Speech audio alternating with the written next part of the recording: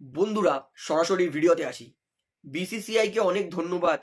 BCCI কিন্তু allow করে দিয়েছে কলকাতা নাইট রাইডার্স তারা কিন্তু মুস্তাফিজুর রহমানের রিপ্লেসমেন্টে নতুন প্লেয়ার কিনতে পারে।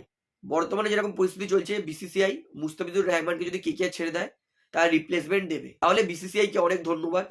তো এবারে বলি, মুস্তাফিজুর রহমানের পরিবর্তে রিপ্লেসমেন্ট হিসেবে কেকেআর কাকে নিতে পারে। সত্যি বলতে এই মুহূর্তে কিন্তু সেরকম ভালো নামই যার উপর ভরসা করা যায় সেরকম প্লেয়ার খুব একটা নেই। তবুও এটা যদি ফিল সল্টের মতো হয় অনেকটা বেটার। যেমন ফিল সল্টকে আইপিএলে কোনো দল নেয়নি, কেকেআর নিয়েছিল জেসন রয়ের রিপ্লেসমেন্টে, এবং ফিল সল্ট এমন খেলেছে দেখুন। ফিল সল্টকে নেওয়ার জন্য অন্যান্য দলের মধ্যে কাড়াকাড়ি হয়, সেটা যদি আরও একবার কেকেআর এর সাথে হয় তাহলে তো ভালোই হবে। তবে এই মুহূর্তে যদি আমাকে বলেন যে মুস্তাফিজুর রহমানের রিপ্লেসমেন্টে কোন প্লেয়ার কেকেআর নিতে পারে, এই মুহূর্তে যেই কিছু নাম আসছে মাথায় তার মধ্যে সব থেকে বড় নাম হচ্ছে জেরাল্ড কোটজিয়া।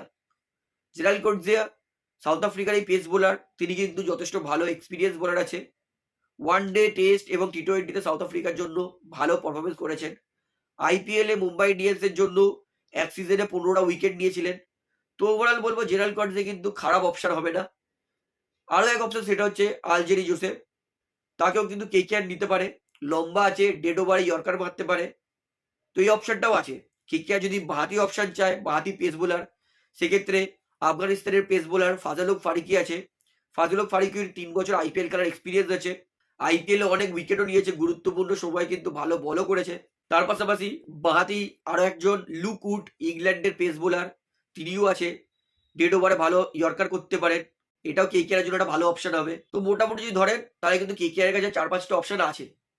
তো এর মধ্যে কেকেআর কাকে পিক করবে সেটা কেকেআর ম্যানেজমেন্ট এই মুহূর্তে বিচার বিবেচনা করবে। তবে এর মধ্যে আমি যদি বলি সব থেকে ভালো নাম ভরসা দেওয়ার জন্য, সেটা কিন্তু জেরাল্ড কোটজি হতে পারে, সাউথ আফ্রিকার বোলার। কেকেআর কোন কোন প্লেয়ারের নাম ফাইনালিস্ট করলো, শর্ট লিস্ট করলো, সেটা জানতে পারলে কিন্তু আমি আপনাদেরকে অবশ্যই জানিয়ে দেবো। তো আপনি কাকে চান মুস্তাফিজুর রহমানের রিপ্লেসমেন্ট হিসেবে, সেটা আমাকে অবশ্যই কমেন্টে জানাবেন। এইবারে বলি, বিজয় হাজারে ট্রফিতে আজকে কেকেআর প্লেয়ার আউটস্ট্যান্ডিং পারফরমেন্স করেছেন। বিশেষ করে কেকেআর এর দুই বোলার, একটা হচ্ছে মিস্ট্রি ম্যান বরুণ চক্রবর্তী। তিনি রাজস্থানের বিরুদ্ধে আজকের 10 ওভারে 2টো মেডেন দিয়েছেন, মাত্র 25 রান খরচ করে 4টে গুরুত্বপূর্ণ উইকেট নিয়েছেন। বলবো রাজস্থান টিমের একাই কোমর ভেঙে দিয়েছে বরুণ চক্রবর্তী। ঠিক একই রকম হার্ষিদ রানা, তিনিও কিন্তু আজকে 4 উইকেট নিয়েছেন। সার্ভিসের বিরুদ্ধে হার্ষিদ রানা 10 ওভারে 47 রান খরচ করে 4টে গুরুত্বপূর্ণ উইকেট নিয়েছেন। অর্থাৎ কেকেআর এর কিন্তু দুই ভারতীয় বোলার আছে, যথেষ্ট ভালো বোলিং করেছে। ব্যাটিংয়ে যদি ধরি, অঙ্কুশ রঘুবংশী আজকে 50 করেছে। আনুকুল রয় আরও একবার নিজের ফর্ম দেখিয়েছেন, 72 বলে 72 রান করেছেন।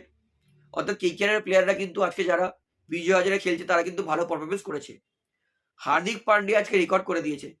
লিস্টেতে বিজয় হাজারেতে প্রথম সেঞ্চুরি করেছেন হার্দিক পান্ডিয়া, 12টার হয়ে 92 বলে 133 রানের একটা বিস্ফোরক ইনিংস খেলেছেন, যার মধ্যে 11টা সিক্সেস এবং 8টা 4 আছে।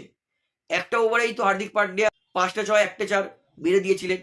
অর্থাৎ হার্দিক পান্ডিয়া এই মুহূর্তে দুর্দান্ত ফর্মে আছে, এতে কোনো সন্দেহ নেই। তো বন্ধুরা, আজকের ক্রিকেট আপডেট এতটাই বলার ছিল। একটু সময় নষ্ট না করা সমস্ত আপডেট আপনাদেরকে দিয়ে দিচ্ছি। অবশ্যই ভিডিওটি ভালো লাগলে অবশ্যই লাইক করবেন, কমেন্ট করবেন, শেয়ার করবেন এবং চ্যানেল দ্বারা সবাইকে অ্যাক্টিভ করে রাখবো, যেহেতু এখানে আপনারা খেলার সমস্ত রকম আপডেটস পেয়ে যাবেন। তো অবশ্যই পাবলিক ভিউ কলকাতা চ্যানেলটিকে সাবস্ক্রাইব করে বেল আইকন প্রেস করে অল করে রাখবেন। ধন্যবাদ।